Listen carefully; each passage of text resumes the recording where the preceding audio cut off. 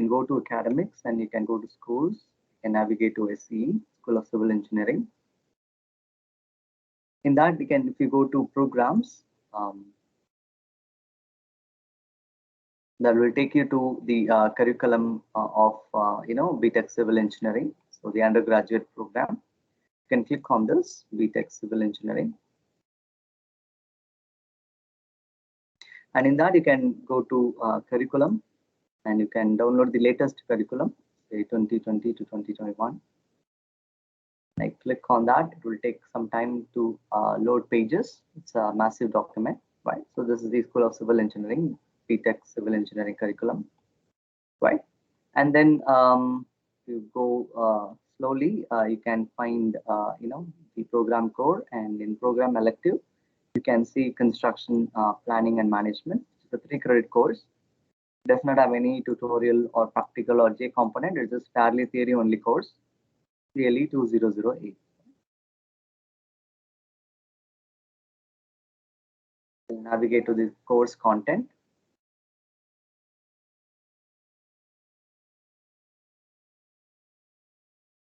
So this is the course content, and the prerequisite for the course is CLE 107. I hope all of you would have done this construction materials and techniques, right?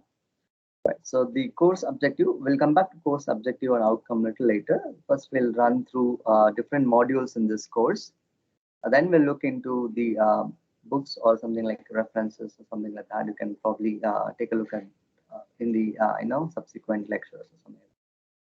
The module number 1 is fairly simple. Actually, this course I've got more of principles of management.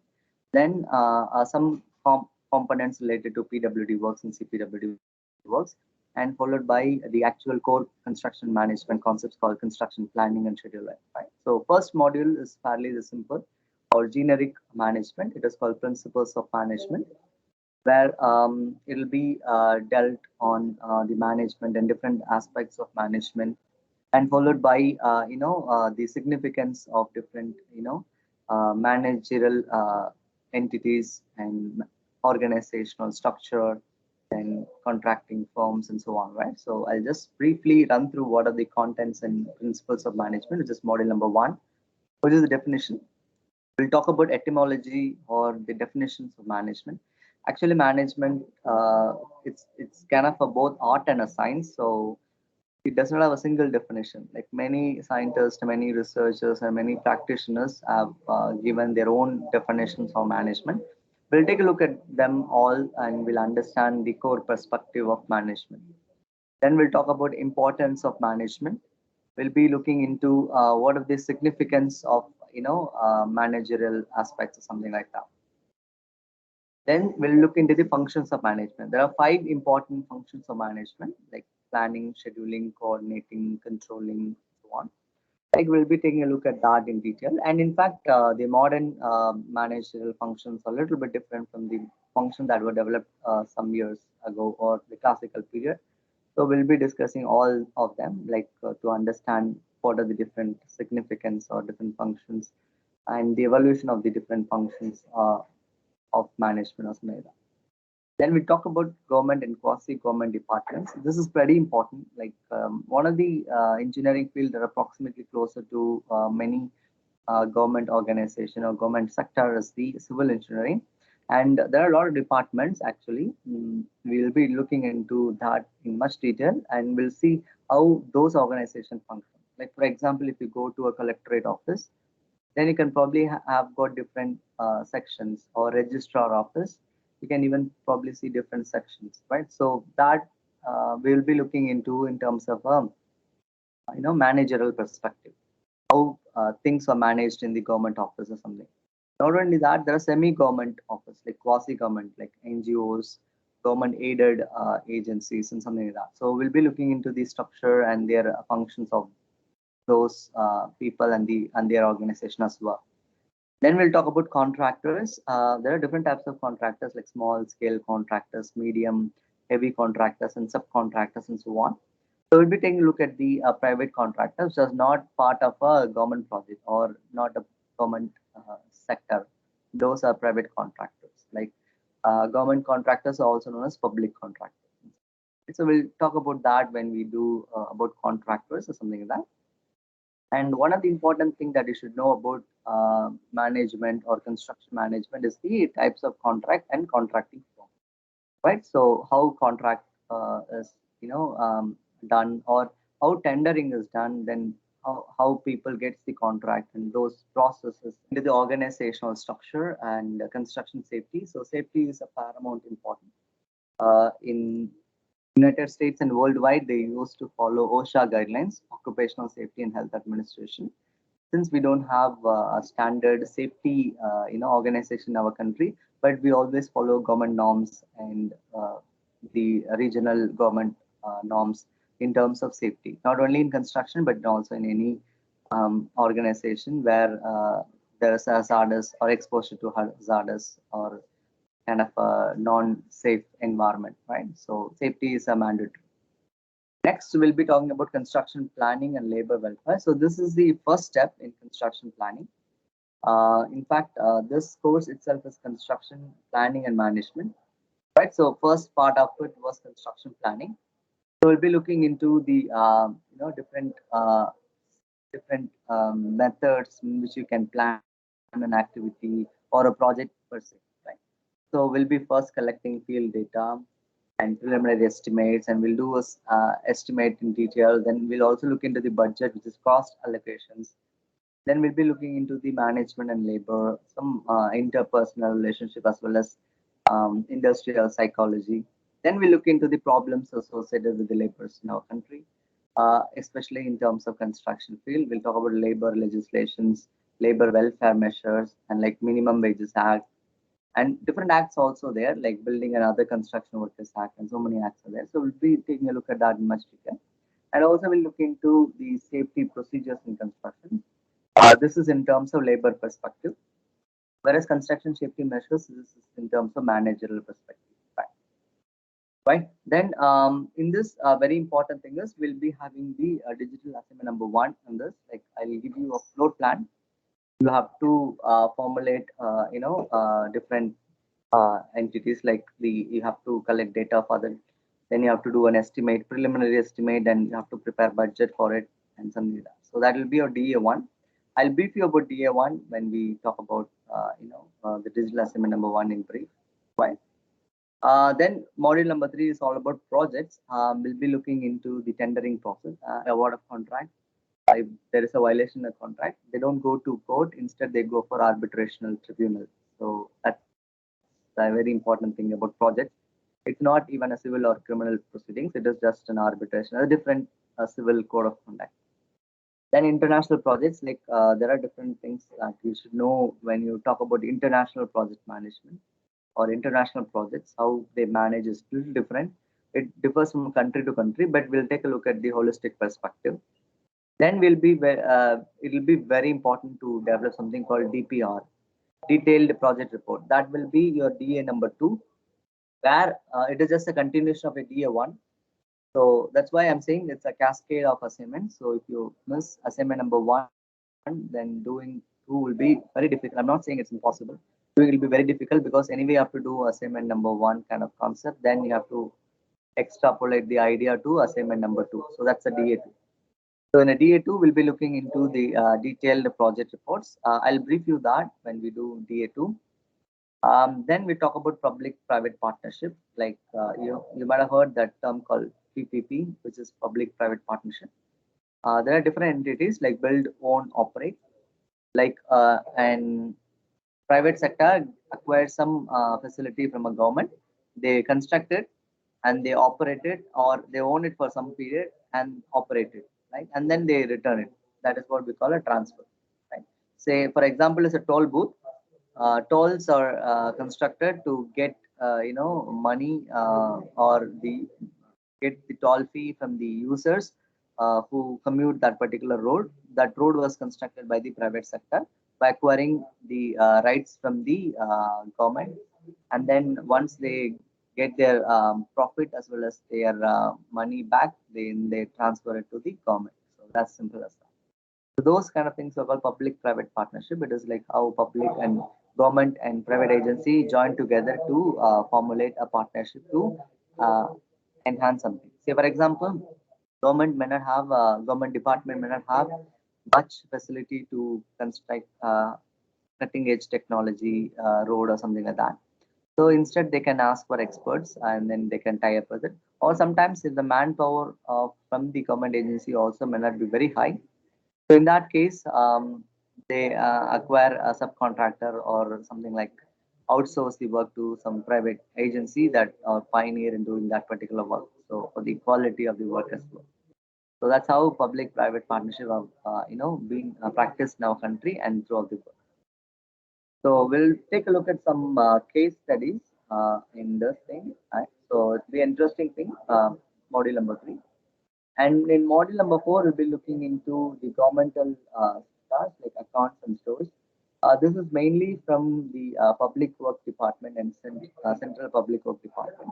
We look into the measure, how people measure the work and how people check the stuff and something like that. Then we talk about different types of bills and mode of payment. And in fact, types of bills and mode of payment gets varied. Nowadays, even government agencies, can get online, processing, online payment and something like that. So it's getting evolved day by day, and as simple as that, right? And then we talk about types of account, cash books, how people stores and maintains documents, and how maintenance inspection happens, and inventories. This is very important. Inventory management. Like we'll take a look at like how they manage the stocks. Say for example, a government yard where they manufacture precast concrete sleepers for railways, right? So how do they manage it? Or if they prepare too many and if it's not utilized and it will be a dead investment or considered to be a dead entity, which incur cost like holding cost of that particular sleepers. And sometimes if it is casted for long period of time, the strength may not be that much. The deterioration in terms of strength may happen. So those things will be looking into the inventories and shortages of accounts like then will be very important.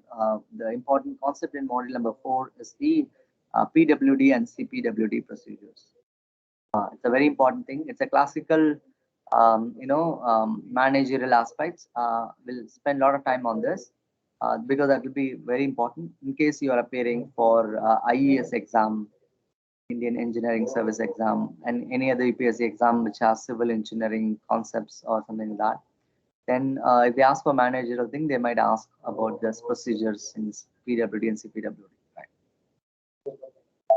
And then module number, then I think module 1 to 4 is like part 1. I mean, half the portion of CLE 2008. The remaining portion is the module 5, 6, and 7. And module 5, 6, 7 is a numerical part, right? Numerical part, right? So first is a network diagram. We'll be looking into the way in which we construct a project network diagram. Could be activity on arrow and activity on node. And some of you might have taken my previous course called Operations Research. In fact, module 5, 6, and 7 were clubbed together under module 1 in Operations Research, which is MW1024.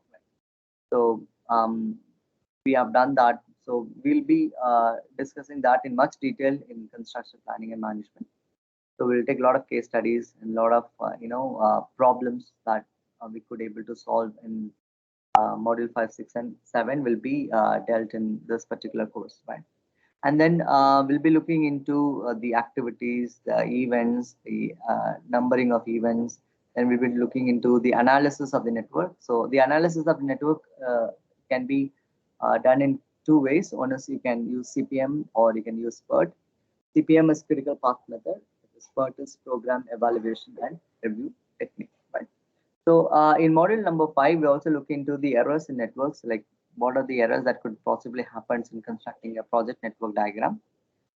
In case if you go to any internship in a site-based project, if you go to a site, you probably would see a lot of charts sticking on the the planning division or something like that. So those are like the network diagrams. Like it'll be a series of connections of the different activities, which is either completed or ongoing, or even sometimes the futuristic, the forecasted activities. So those things are called network diagrams, and that we will be doing in much detail in module number 5. And very important thing is it's called work breakdown structure, like WBS. Generally, if you go for any project management consultancy for an interview, or like a company like L&T, the planning division, the one question you can expect in an interview is the work breakdown structure. How do you generally achieve this, or accomplish a project into different structures, or like different works? So those things are called work breakdown structure. It is as important as you know the network diagram itself, right? So that we will be doing in much detail. Like in a case like once a student attended an interview at NICMAR. They've asked questions mainly on this module 5, 6, and 7. So NICMAR is a construction management, academic institute. So to do master degree there, it has its own significance to do masters in NICMAR. So people who attend interview, they say module 5, 6, and 7. If you have a thorough understanding, then you can easily crack the interview or something like that. So many questions are evolving around module 5, 6, and 7 one. And then critical path method will be, it's a deterministic method where time is deterministic. We don't have any probability associated with the network diagram in terms of CPM. But CPM is a linear entity, so it gives a linear relationship between cost and time. And there are different things like float times, like the buffer times, and so on. So we'll be using forward pass and a backward pass construction for critical path method. Right. And PERT is a probabilistic thing, like program evaluation and review technique, which is also known as 3-time estimate, because it has a probability associated with that. So for every activity, it could be done very early, or it could be done on average, or it could be done very late. So it's a most optimistic, most likely, and most pessimistic time. So all these things, 3 times are there for a particular activity. That is why it is called triple estimate, or 3 times estimate, or something like that. Right. Then we'll be looking into the frequency distribution, mean, variance, and standard deviation of PERT network. And then we'll be finding out the expected time. In a critical path method, we'll be finding out the actual time or actual completion time. Whereas in a PERT, we can only find out the expected time. So given a probability, given a standard deviation derived out of the problem, with the values, we can only estimate like how far this can be completed. Like if a network or project which can be done in 30 days, we can find out what is the probability of completing that in 29 days as well as in a 32 days, something like that. So that's what basically the PERT. So we'll do a lot of example problems in CPM and PERT. Right. So that's the 7 modules. And in associated with that, like we'll be doing problem called time cost trade-off in CPM, which is also known as project crashing. Like that has a very important, significant meaning. Like you can pump in huge number of resources to finish the work at the earliest, or at least better than the scheduled time. I mean, before the scheduled time. So as simple as that. So we'll be taking a look at that in much detail. Fine. This is a famous book, Construction Plan Project Management. It is planning, scheduling, and controlling. So this is the subtitle. And third edition have come. So this is a very old one. So third edition has come. And this book, Sharma JL, this book has got something related to PW accounts as well. But you don't have to buy this book. We'll be discussing that in much detail. Even the concept which is not discussed in this book also will be discussing during the course of time. And these are just the reference books. It's all not mandatory. Able to read some principles of management books. Right. And so we'll come back to the course objective. First is we'll be looking into the principles of management and construction safety. Then we'll look into the managerial aspects, what a manager does or something like that. Then we'll be looking into the labor welfare measure or something like that. Then we'll be looking into the case studies on international project management and something like that. And then we'll talk about PWD and CPWD procedures and its accounts and store processes and something like that. And we also look into the construction of network diagram and then solve them using or analyze them using CPM and COT. So this is the course objective.